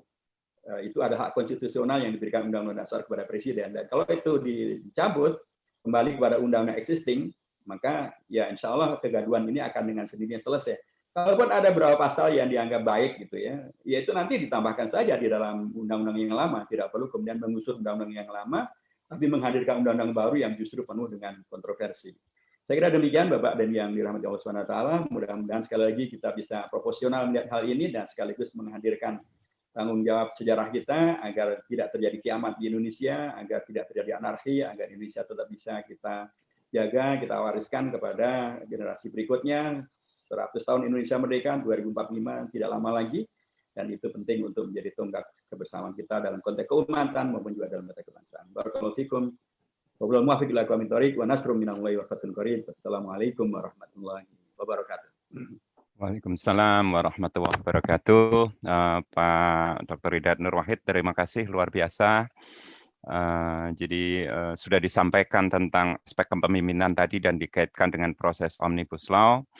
Dan ada yang digarisbawahi oleh Pak Dr. Hidayat Nur Wahid, dan terima kasih kami semua diingatkan bahwa di satu sisi kepemimpinan itu mendapatkan ancaman dari Allah Subhanahu wa taala, bagaimana kalau tidak amanah, tapi di sisi lain itu menjadi privilege untuk masuk surga kalau pemimpin ini pemimpin yang adil. Artinya umat Islam jangan menjauhi untuk menjadi pemimpin, karena kalau umat Islam jauh dari politik, maka yang mengisi di dalam kepemimpinan, apalagi di Indonesia ini, maka akan didominasi oleh pemimpin-pemimpin yang buruk. Jadi sekali lagi, satu sisi ancaman dari Allah itu sangat tegas tentang pemimpin, tapi di satu sisi Allah menawarkan jalan pintas untuk masuk surga. Bahkan di hari penghisapan ada 7 kelompok yang dinaungi, dan nomor satunya adalah pemimpin yang adil. Kemudian tadi disebutkan juga tentang bagaimana kepemimpinan itu sangat penting, bahkan di antara 3 orang yang berjalan saja wajib ditunjuk untuk pemimpin, apalagi RT, RW, apalagi sebuah negara. Dan kemudian tentang pemimpin ini adalah apa yang dilakukannya. Jadi siapakah Anda, seperti itulah pemimpin Anda. Jadi kira-kira itu beberapa poin yang ada. Kemudian tentang Omnibus Law, bagaimana ditunjukkan di depan mata publik bahwa proses Omnibus Law ini tindakan dari tindakan pemimpin-pemimpin yang tidak amanah, di mana Omnibus Law tujuannya adalah menyederhanakan, malah hasilnya menjadi semakin rumit, dan karena banyak peraturan pemerintah yang untuk menerjemahkan itu, dan konon sampai 500 peraturan pemerintah. Dan Omnibus Law dilakukan tidak transparan, sembunyi-sembunyi, dan tidak melalui kajian studi yang sangat detail. Nah, oleh karena itu ada beberapa pertanyaan ini Pak Dr. Hidayat Nur Wahid. Mohon izin, panjenengan punya waktu sampai pukul berapa Pak Hidayat? Ya kalau ditambah 6.45 deh. Karena saya jam 7 udah isi acara lagi. Ya baik, baik, ini sudah ada banyak pertanyaan, jadi saya coba bacakan salah satu. Yang pertama adalah tentang karena Omnibus Law ini sangat sangat relevan sekali dengan kondisi sekarang. Ada pertanyaan Pak Hidayat, bagaimana Omnibus Law ini berlaku di negara lain, Pak? Apakah itu banyak mudorotnya atau banyak manfaatnya? Nah, ini ada pertanyaan dari siapa nih ya? Dari Pak Bambang Dwi. Pak Ustadz, bagaimana pengalaman penerapan Undang-Undang Omnibus Law di luar negeri dan seperti apa pelaksanaannya? Nah, mohon disampaikan. Ya, baik, terima kasih. Omnibus Law itu sesungguhnya adalah satu sistem perundang-undangan gitu ya. Dan itu di Amerika Serikat itu biasa mereka memakai Omnibus Law. Tapi Indonesia pun juga sesungguhnya pernah mempergunakan Omnibus Law, bahkan MPR. MPR itu tahun 2003 itu membuat satu TAP ya, namanya TAP MPR nomor 1 tahun 2003, itu menilai ulang terhadap seluruh TAP MPR dan MPRS yang ada dari tahun 60 sampai tahun 98, dan kemudian dirangkum hanya dalam satu TAP, itu namanya TAP MPR nomor 1 tahun 2003. Jadi secara aspek hukum, Omnibus Law itu boleh, karena itu adalah bagian daripada hak konstitusional yang diberikan di konstitusi kepada pembuat undang-undang. Yang jadi masalah adalah bukan di Omnibus Law-nya, tetapi bagaimana konten daripada Omnibus Law itu sendiri. Kalau Omnibus Law itu dilakukan dengan transparan, prosedurnya benar, kajian akademiknya benar, kemudian kontennya pun juga benar, ya nggak ada masalah. Tapi yang jadi masalah dalam konteks Omnibus Law Cipta Kerja di Indonesia, itu tadi, ketika diajukan tidak ada naskah akademik. Kemudian tidak mengikuti prosedur. Prosedur itu tadi harus ada naskah akademik, harus melibatkan aspirasi publik sejak dari awalnya, gitu. Tapi itu tidak dilibatkan. Dan kemudian kontennya tadi, yang tadinya ingin menyederhanakan, kemudian peraturan pemerintahnya ternyata tidak kurang banyaknya daripada perundangan dan pasal yang akan dicabut. Kemudian termasuk tentang masalah hukum. Di sana disebutkan tentang penghukuman itu akan merujuk kepada KUHP, pada KUHP-nya sendiri belum selesai dibahas. Terus nanti bagaimana akan terjadi kekosongan sanksi hukum? Begitu, jadi begitu Pak. Jadi masalahnya bukan di Omnibus Law-nya sendiri madarat atau manfaat, tetapi apakah Omnibus Law itu isinya adalah sesuatu yang madarat atau manfaat. Kalau memang Omnibus Law bisa aja berisi manfaat seperti tadi TAP MPR nomor 1 tahun 2003 itu sepenuhnya ada manfaat, karena kemudian dari TAP MPR itu diklasifikasikanlah. Ada TAP MPR yang sudah tidak berlaku, selesai, ini sudah kemudian tidak dirujuk lagi. Ada TAP MPR yang masih berlaku, di antaranya adalah TAP MPR tentang pembubaran PKI, begitu terusnya. Jadi permasalahannya bukan di Omnibus Law-nya, tetapi di konten, di isi daripada Omnibus Law dan prosedur menghadirkan Omnibus Law itu. Terima kasih, Pak. Baik, jawaban yang sangat pas, langsung, tegas, bahwa masalahnya adalah bukan di Omnibus Law tapi masalah isinya ya Pak ya. Dan kemudian ini pertanyaan kedua Pak Hidayat Nur Wahid, ini adalah kalau Undang-Undang Cilaka tadi, Cipta Lapangan Kerja tadi, Presiden sudah bersikukuh dan sudah ditetapkan DPR dan menjadi undang-undang, jalan apa yang paling terbaik untuk membatalkannya? Karena respon masyarakat begitu luas, dan sementara tadi disebutkan, saya pakai istilah, ada jebakan Batman masuk Mahkamah Konstitusi tadi, karena sudah ada itu. Nah, jalan terbaik bagaimana ini Pak Dr. Hidayat Nur Wahid untuk membatalkan undang-undang ini, sementara jalur MK itu sebagai jebakan Batman, satu sisi presidennya bersikukuh, tapi masyarakat juga bersikukuh. Ini bagaimana titik temunya? Mohon disampaikan. Ya, memang menjadi agak sulit ya, karena sekalipun juga babnya adalah ya inilah satu pelajaran demokrasi yang berada di depan mata semua umat gitu ya. Kalau Anda salah milih pemimpin ya beginilah kondisinya gitu ya. Anda salah memilih wakil rakyat ya beginilah kondisinya. Mudah-mudahan akan menjadi pelajaran yang sangat serius untuk pilkada, untuk pemilu, untuk pada waktu yang akan datang, sehingga tidak ada lagi kemudian pemimpin yang kemudian menghadirkan jebakan-jebakan Batman semacam ini. Jadi, itu bisa terjadi nanti kan 2024 dan lain sebagainya. Saya hanya mengatakan bahwa ini memang tidak mudah, tetapi mudah-mudahan kalau melihat pada bahwa sekarang ini penolakan juga sangat meluas ya, dan bukan lagi sekedar rekan-rekan pekerja pun juga mereka hampir seluruh kelompok kemudian mereka satu kata. Dari kelompok mahasiswa pun juga kali ini baik dari BEM-nya maupun juga dari organisasi massa mahasiswanya di Payung Plus pun juga mereka melakukan penolakan, bahkan asosiasi dosen guru besar, bahkan organisasi buruh global juga melakukan penolakan. Bahkan tadi beberapa kepala daerah juga sudah melakukan penolakan.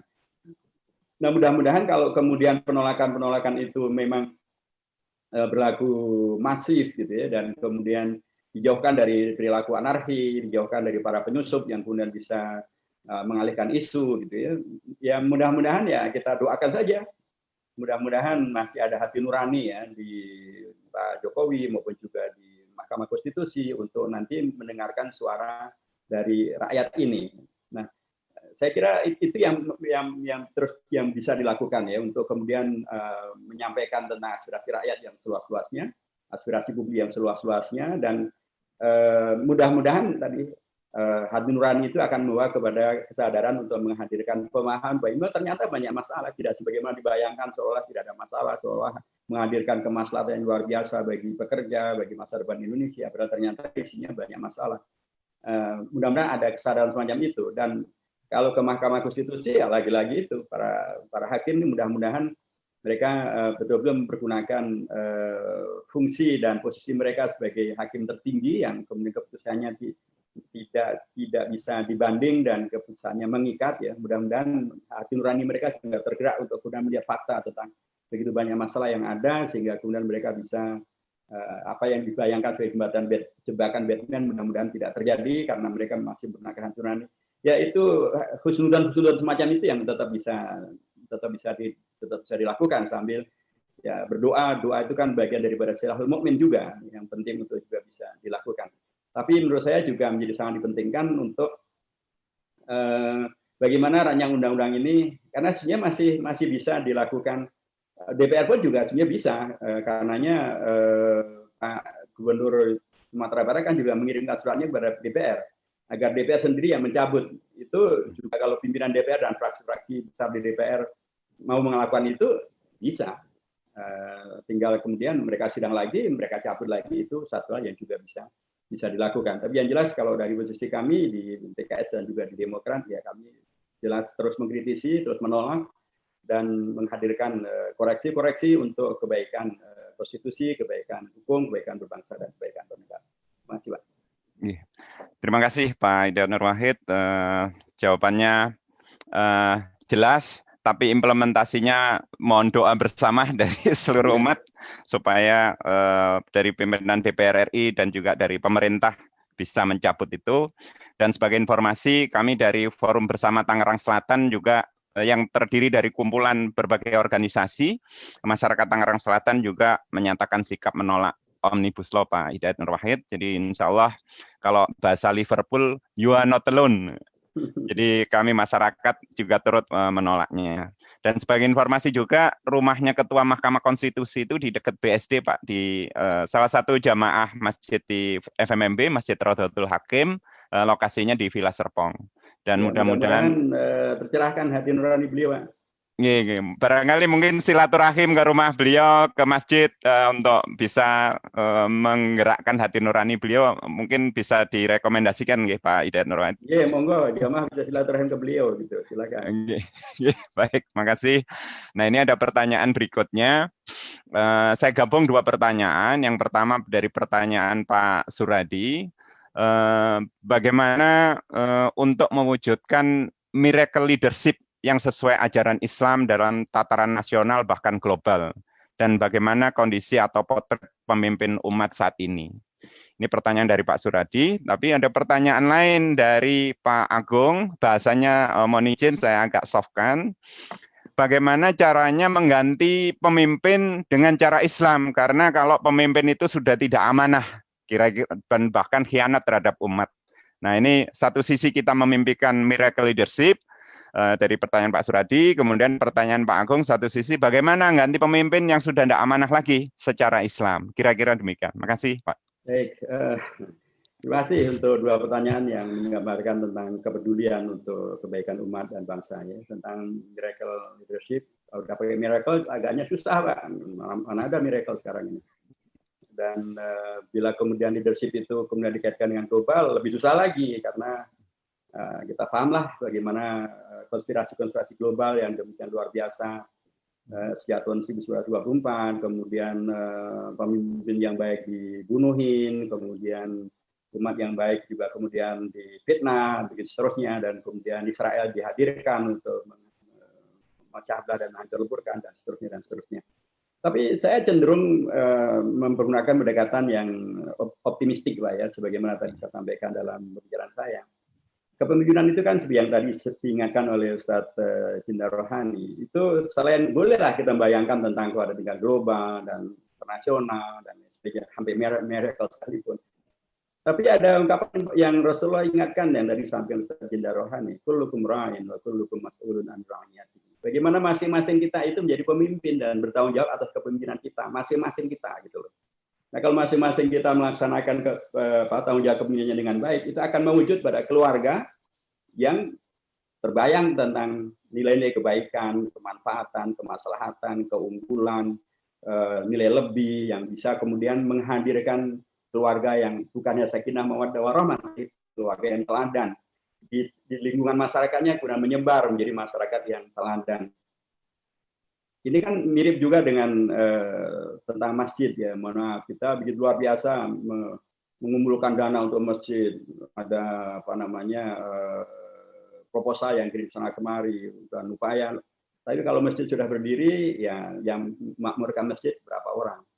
Padahal untuk memakmurkan masjid itu ya tidak perlu undang-undang dasar, tidak perlu undang-undang, tidak perlu menggulingkan pemimpin.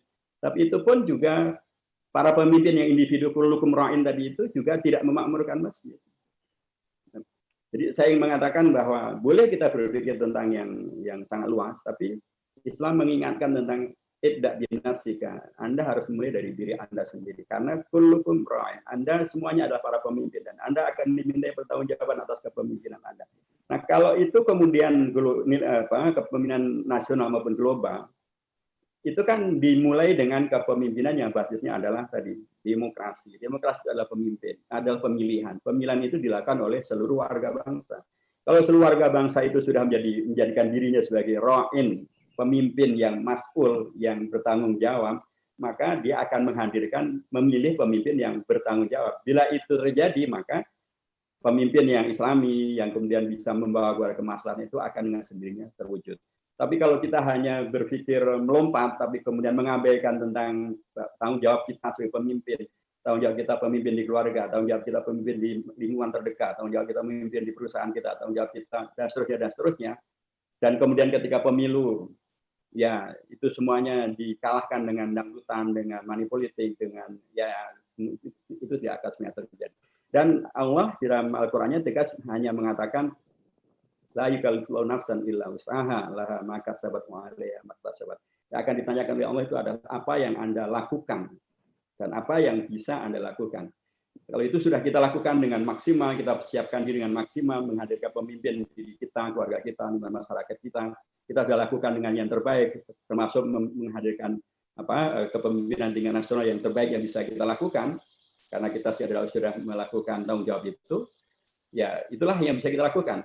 Dan Allah tidak membebani kita di atas kemampuan yang bisa kita lakukan. Nah, tapi kalau ini semuanya dilakukan pada tingkat global, maka dengan sendirinya nanti pada tingkat global pun juga akan menghadirkan kepemimpinan yang tadi dibayangkan. Bagaimana kemudian menjatuhkan pemimpin?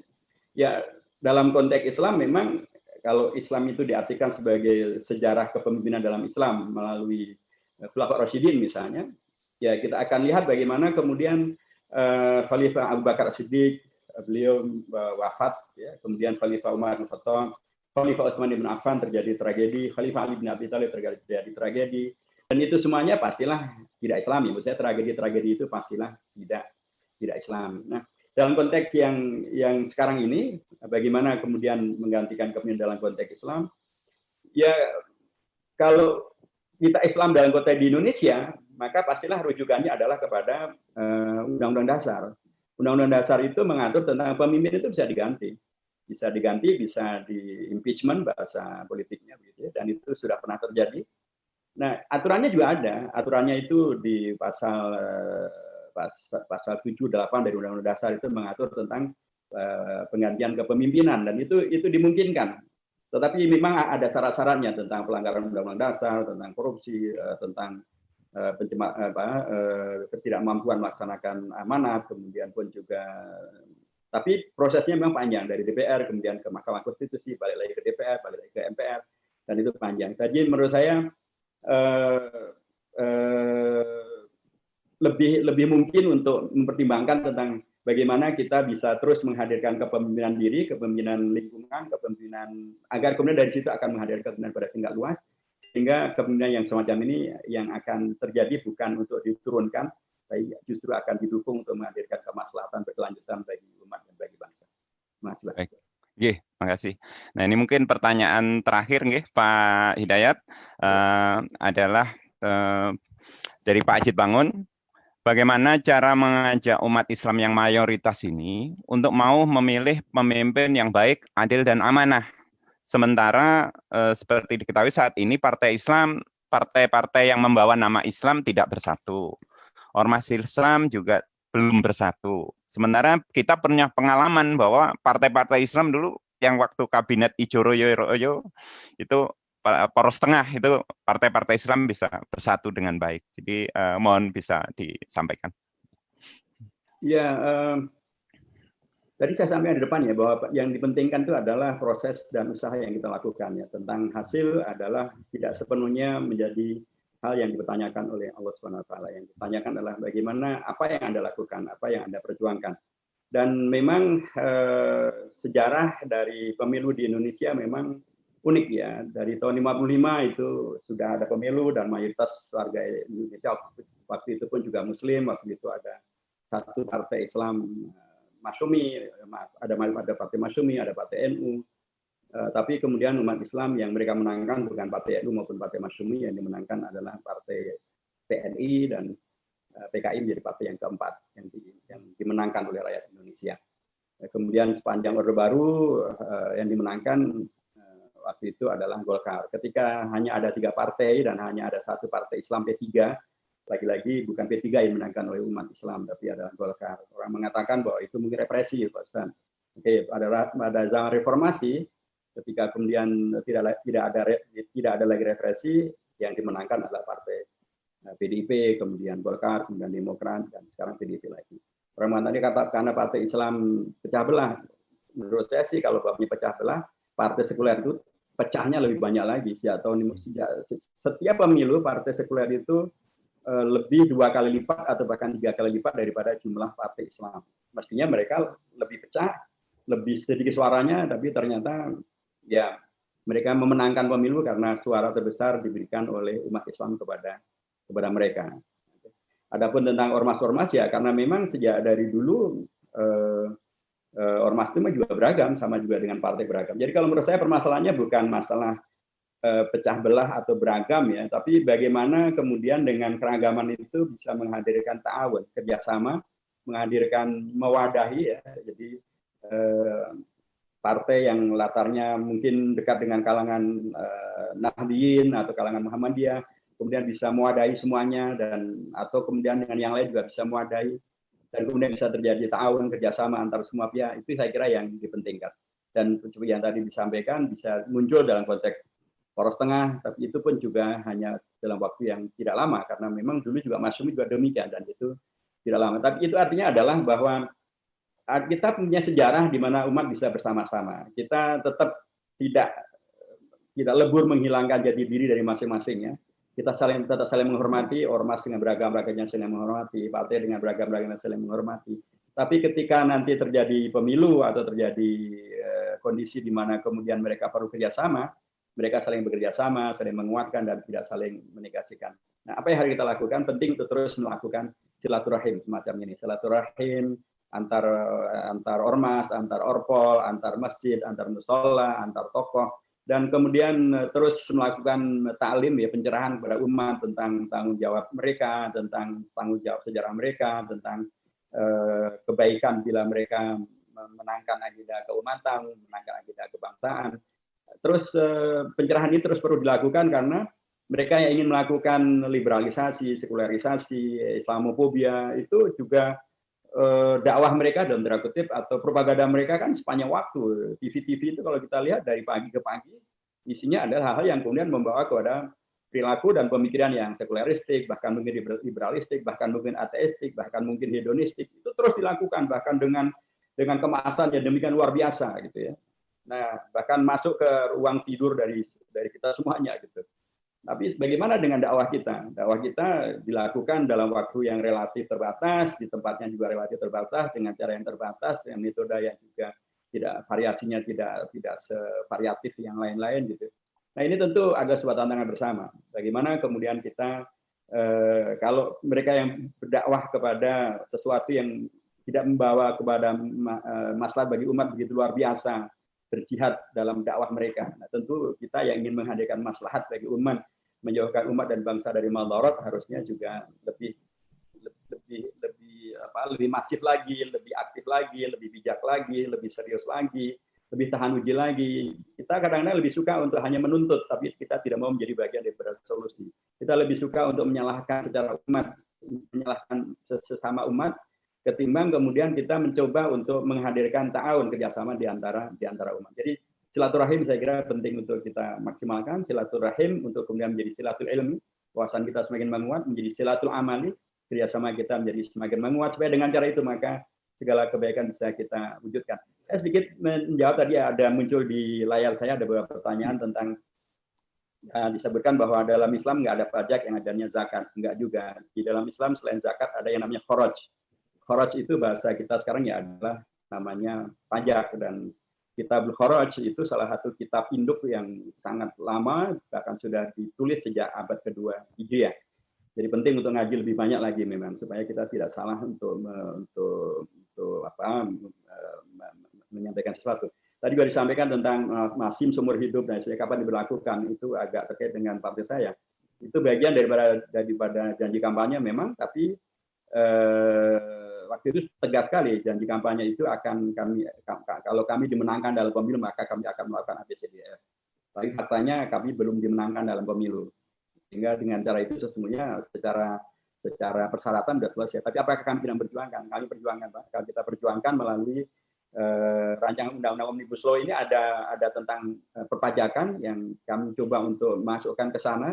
Ini masih perdebatan masih panjang dan sepertinya mereka tidak mau menerima apa yang diusulkan oleh kita, tapi memperjuangkannya sudah kita lakukan. Salah satu yang kemudian kita janjikan dan kita perjuangkan dan sampai hari ini sudah berhasil, alhamdulillah, yaitu dibuatnya undang-undang tentang perlindungan ulama, tokoh agama dan simbol agama. Alhamdulillah ini rancangan undang-undang ini sudah diterima, sekalipun judulnya menjadi perlindungan tokoh agama dan simbol agama, karena ada pihak yang anti dengan istilah ulama, sehingga ya oke, kita terima istilah tokoh agama, tapi di dalamnya ada ungkapan tentang di dalam tokoh agama kalau umat Islam ya namanya ulama gitu. Jadi itu diterima.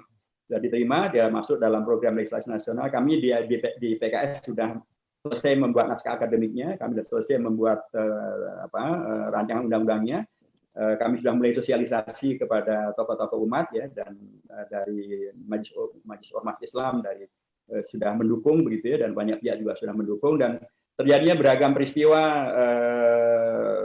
vandalisasi musola di Tangerang kemarin misalnya, kemudian perobekan Al-Quran di Sukoharjo, kemudian perusakan masjid di Dago, kemudian penusukan Syekh Ali Jabir di Palembang, penusukan Imam Sholat Isya di Pekanbaru, dan kemudian juga persekusi para ulama dan lain sebagainya. Itu semakin membenarkan tentang pentingnya rancangan undang-undang. Kami sudah selesai membuat itu, menjadi bagian daripada janji kampanye kami, sekalipun kami belum dimenangkan sebagaimana yang seharusnya dilakukan bila janji-janji itu ingin dilaksanakan. Kami mencoba untuk terus melakukan yang maksimal yang bisa kami lakukan. Mohon didoakan agar rancangan undang-undang tentang perlindungan ulama, perlindungan tokoh agama dan simbol agama akan kemudian lancar di Balik, kemudian termasuk juga perlindungan ketahanan keluarga. Ketahanan keluarga juga sudah kami usulkan dan sudah diterima, sudah dibahas, mudah-mudahan akan kemudian lancar pada proses-proses berikutnya. Saya kira demikian Bapak, jazakumullah khairan wal afu minkum jami'an. Ya, terima kasih Pak Hidayat telah menjawab pertanyaan-pertanyaan kami dengan lugas. Nah ini ada terakhir, tapi bukan pertanyaan, ada harapan dari Ibu Muti Mujiati. Kalau pemimpin amanah dan adil, insya Allah pajak-pajak tidak akan memberatkan rakyat. Oleh karena itu kita milih pemimpin, jangan salah, tunggu tahun 2024.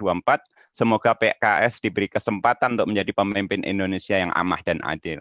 Amin. Ini dukungan dari jamaah buat Pak Hidayat Nur Wahid dan PKS, dan insya Allah akan menjadi jalan kalau ditakdirkan nanti bisa memimpin pada tahun 2024.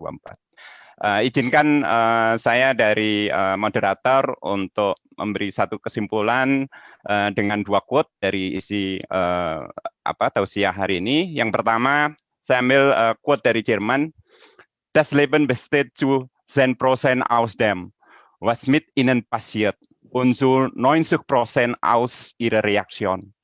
Kehidupan adalah 10% apa yang terjadi pada Anda, dan 90% lainnya tergantung dengan bagaimana cara Anda meresponnya.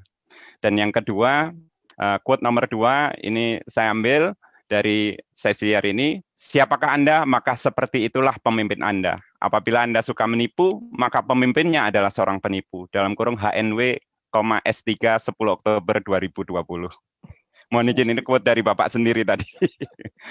Baik, terima kasih atas kebersamaan kita, dan sekali lagi merupakan suatu kehormatan bagi kami dari FMMB bisa menghadirkan Pak Dr. Hidayat Nur Wahid bersama kita. Semoga Bapak tidak bosan-bosannya untuk memberikan tausiah, arahan, sehingga kami juga bisa menyampaikan kepada jamaah-jamaah kami di Forum Masjid Musholah BSD. Terima kasih. Wawahul muwafiq ala aqwamit thoriq, nasru minallahi wa fathun qarib wa basyiril mu'minin. Wassalamualaikum warahmatullahi wabarakatuh. Waalaikumsalam warahmatullahi wabarakatuh. Terima kasih Ustadz Hidayat. Kalau antum ada acara, monggo matur nuwun. Pak Bin ya, barakallahu fikum. Iya, matur nuwun Pak Hidayat. Mudah-mudahan sukses semuanya. Assalamualaikum. Amin, amin. Waalaikumsalam. Amin. Ya, monggo Pak Jindar, Pak Oni, silakan disapa jamaah. Tadi saya lihat jamaah dari Samarinda, Ya, dari saya Jemaah menyapa Pak Badrul Mustafa dari Padang. Kebetulan tadi menjawab pertanyaan tadi yang tadi kaitannya PKS SIM gratis sama STNK gratis itu. Pak Badrul, monggo. Bisa mic-nya dibuka. Saya sudah open mic-nya, Pak Badrul, monggo. Baik, Ustaz, terima kasih. Ini Dr. Badrul Mustafa Kemal. Monggo kameranya dibuka, Dokter. Saya bukan medis. Ya, terima kasih. Saya diberi kesempatan ini baru pertama kali saya ikut, karena tadi juga diinikan oleh teman ya, ada informasi tentang ini, jadi terlambat juga saya masuk. Ya, jadi saya hubungan dengan pertanyaan yang saya coba jawab tadi, ya kebetulan saja karena ya memang SIM seumur hidup itu ya itu kan merupakan program PKS ya yang saya lihat ya itu kan bagaimana bisa mewujudkannya kalau suara PKS itu hanya kurang dari 10%, bahkan ya tidak menang ya. Nah itu, jadi menuntut sesuatu yang ya kepada partai yang tidak dominan ya tentu sulit ya kan. Nah, tapi mudah-mudahan saja ya kalau ini misalnya diperjuangkan oleh PKS di parlemen, kemudian suara dari anggota dewan yang lain, partai lain menyetujui misalnya, itu bagus juga. Nah, artinya secara kalau misalnya PKS tidak bisa mewujudkan karena memang suaranya tidak dominan, tidak apa-apa ya. Tapi mungkin untuk memuaskan orang kalau diusahakan, siapa tahu anggota parlemen yang lain dari partai lain bisa menyetujui. Nah itu.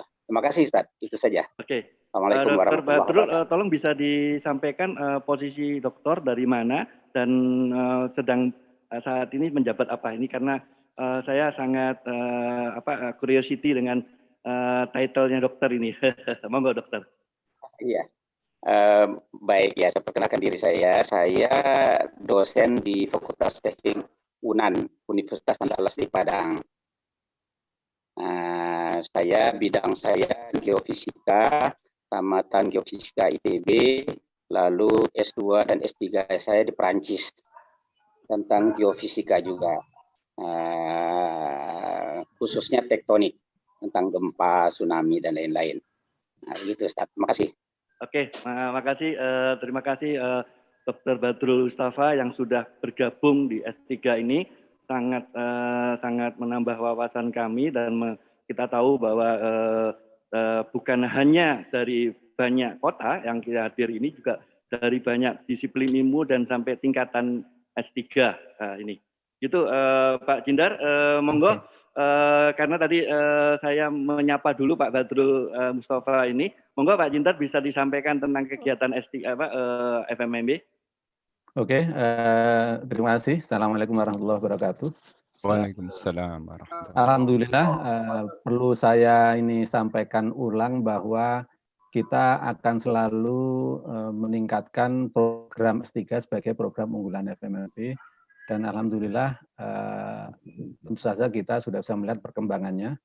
Mudah-mudahan ini akan bisa kita pertahankan, bahkan kita tingkatkan, karena kita melihat manfaat dari tausiah-tausiah atau pencerahan-pencerahan oleh narasumber sangat bagus untuk mendidik umat, ya. Baik itu yang sifatnya mahdhoh atau ibadah, sifatnya ya politik tapi bukan politik praktis tapi high politik, kemudian juga ekonomi. Tentu saja kita sedang menindaklanjuti dari program Bank Infak, mungkin dari beberapa masjid nanti yang akan melakukan dulu, nanti akan ditularkan kepada yang lain. Kemudian juga kemarin yang sudah kita sampaikan, kita sedang mengkoordinir untuk melakukan legalisasi status tanah dan IMB masjid-masjid di selatan ini, yang secara kolektif kemarin kita sudah bertemu dengan Kepala Bidang Aset Pemkot Tangsel. Tim sekarang sedang berkoordinasi dengan masjid-masjid yang sudah mendaftar untuk memproses. Kemudian kita program ekonomi yang khusus BSD, program distributor masjid, disingkat dengan Dimas. Sekarang ini tim dari pengelola distributor masjid sedang berkoordinasi dengan 5 masjid yang sebagai pilot. Kemudian mungkin update salah satu pengurus aktivis FMMB, Kak Toyib, pagi hari ini nanti jam 9 akan ada acara launching buku tulisan beliau. Kita harapkan juga partisipasinya. Saya kira link untuk Zoom-nya sudah di posting di ini grup-grup WAG. Kemudian untuk yang narasumber Sabtu yang akan datang, sementara kita jadwalkan Bapak Muhammad Nuh. Mungkin ini nanti tolong Pak Oni bisa mengupdate berapa ini. Mohon maaf, sampai sekarang belum ada kabar dari Profesor Nuh, gitu, Ustaz Jindar. Saya kira mending kita skip dulu aja, karena saya juga telepon tidak diangkat, WhatsApp tidak dijawab sama sekali. Kalau kemarin pernah dijawab dan telepon juga diangkat waktu itu. Saya nggak tahu ini ada apa lagi. Kemarin kan dia sakit kan. Oke, kalau gitu sementara kita juga masih mencoba Bapak Rizal Ramli untuk memberi pencerahan tentang kondisi ekonomi Indonesia saat ini. Pak Alfian barangkali ada update bagaimana tindak lanjutnya. Monggo, mic-nya sudah saya buka. Pak Alfian bisa buka mic-nya sendiri.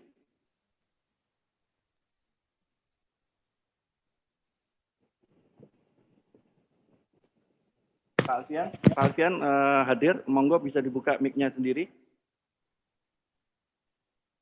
Kelihatannya nggak monitor, Ustaz Jindar. Oke, karena memang dari beberapa follow up,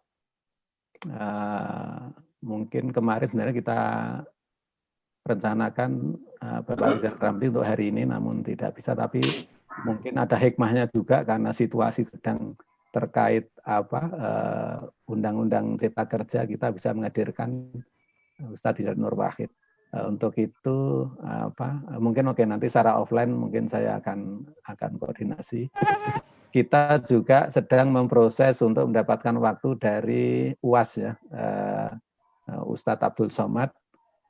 Namun demikian juga karena beliau saat ini sedang keliling, ya, saat itu yang pada saat kami follow up beliau masih berada di Makassar. Mudah-mudahan kita juga bisa mendapatkan waktu. Yang mungkin yang kita sudah dapat konfirmasi adalah untuk tanggal 24 Oktober yaitu Imam Masjid New York, Bapak Samsi Ali yang sudah memberikan waktu kepada kita saat itu. Mudah-mudahan akan memberi pencerahan secara internasional. Dan masih banyak yang akan kita hadirkan pada S3 ke depan. Jangan lupa bagi para jamaah yang ingin mengusulkan dan mempunyai akses ke Ustadz yang diinginkan bisa mengisi daftar hadir. Di situ ada pilihan secara tekmak, tapi juga bisa kita menaruh di dalam komentar Ustadz siapa, dan harapan kita kalau ada yang mempunyai ini channelnya atau aksesnya, karena sekarang ini banyak sekali permintaan-permintaan, tapi kita coba cari akses yang bisa nembus. Alhamdulillah sebagian berhasil, tapi cukup banyak yang kita belum bisa menembus, karena kesuksesan dari acara S3 online ini juga tergantung dari support dari para jamaah sekalian, sehingga kita akan selalu memberi manfaat untuk umat atau memberi manfaat untuk jamaah. Saya kira itu dari saya. Barangkali ada yang lain. Mungkin kita ini kan 10 menit lagi atau berapa jam lagi ya, karena siapan untuk Zoom berikutnya. Ya, baik. Ini ada masukan, ada yang usul, Pak, bagaimana kalau bisa Pak Faisal Basri atau Pak Derajat Wibowo untuk ngisi S3? Nah, ini ya boleh, Pak Faisal Basri mungkin bagus ya, cuma siapa yang punya akses? Kontaknya. Insya Allah nanti saya lewat Pak Rudi ya, Pak Rudi. Oke. Ya. Nah, kemudian saya kemarin ada ketemu Gus Budi, itu beliau dari PBNU janji akan bantu untuk menghubungkan dengan Gus Baha. Jadi nanti mungkin disiapkan suratnya aja Pak, tanggal Sabtu tentatif, nanti saya sampaikan ke beliau. Ya. Oke, mungkin kalau bisa Gus Baha, karena kita sudah menginginkan cukup lama, kita coba untuk dislotkan pekan depan ya, Sabtu depan. Cukup nggak waktunya? Tanggal 17. Kurang tahu. Kita full ini aja opsi. Jadi beberapa tanggal aja Pak. Misalnya 10, 17, 24 kan sudah ada misalkan. Ya, nah tanggal lain itu mungkin lebih baik. Jangan satu tanggal. Oke, nanti siapkan suratnya, nanti siapkan suratnya, nanti saya forward ke Pak Marta ya. Oke. Siap. Alhamdulillah ada ini channel yang bisa mencoba. Acara Kak Thoyib nanti jam berapa Pak? Jam 9. Oh jam 9, baik. Jam 9 ya. Oke, kalau sudah tidak ada lagi, saya kira kita cukupkan. Ya, monggo Pak Jindar yang menutup. Oke, terima kasih. Alhamdulillah pada pagi hari ini kita mendapatkan banyak sekali pencerahan yang insya Allah akan memberi motivasi kita, dan mudah-mudahan ke depan kekuasaan ini akan lebih mendengar aspirasi dari rakyat, dan secara mayoritasnya yang diwakili oleh ormas-ormas maupun institusi-institusi, termasuk yang tidak kalah giatnya atau kerja kerasnya adalah mahasiswa-mahasiswa yang sudah mereka lakukan yang selama ini. Mari kita tutup dengan membaca Alhamdulillah. Alhamdulillahirrahmanirrahim. Kita berdoa kafaratul majlis. Subhanakallahumma wa bihamdika astaghfiruka wa atubu ilaik. Assalamualaikum warahmatullahi wabarakatuh. Waalaikumsalam warahmatullahi wabarakatuh. Terima kasih Pak Marta. Sami-sami.